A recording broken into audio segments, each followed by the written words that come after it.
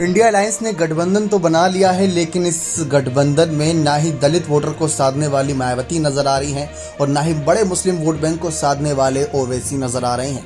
तो किसके सहारे इन वोटर को साध पाएंगे, सबसे बड़ा सवाल यही है। कांग्रेस पार्टी भारत जोड़ो यात्रा के जरिए सभी को जोड़ने में निकली थी।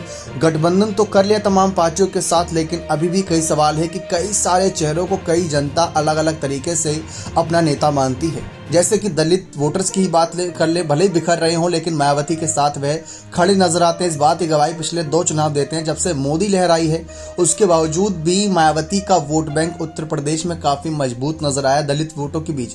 भले ही घटा तो सबका वोट बैंक है, लेकिन उतना नहीं जितना कांग्रेस और बाकी पार्टियों का घटा हो। ओवैसी की बात कर ले तो ओवैसी को लेकर भी चर्चा थी कि वह किसके साथ जाएंगे।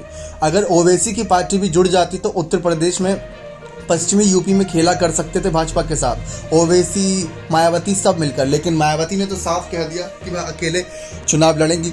लेकिन इस बीच तीसरे मोर्चे की तैयारी में नजर आ रहे थे। अब तीसरा मोर्चा अगर बन जाता है तो विपक्षी गठबंधन और बीजेपी दोनों को ही थोड़ा थोड़ा नुकसान हो सकता है, या दोनों को ही बहुत बड़ा फायदा हो सकता है, क्योंकि उनके वोट बैंक खसक सकते हैं।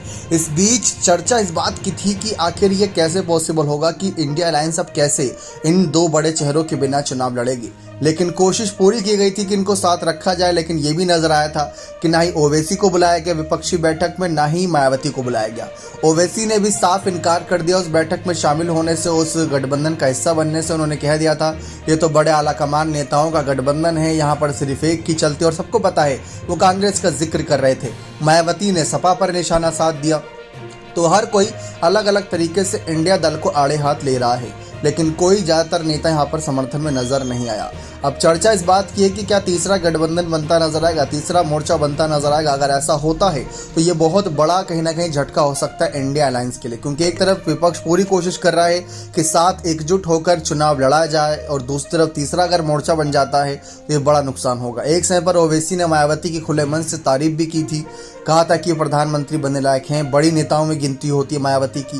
तो यही चर्चा चल रही है कि अगर ओवैसी इंडिया अलायंस में नहीं है, एनडीए अलायंस में नहीं है, तो क्या मायावती के साथ आ सकते हैं, या किसी और केसीआर की बात कर ले, या किसी और नेता के साथ जा सकते हैं।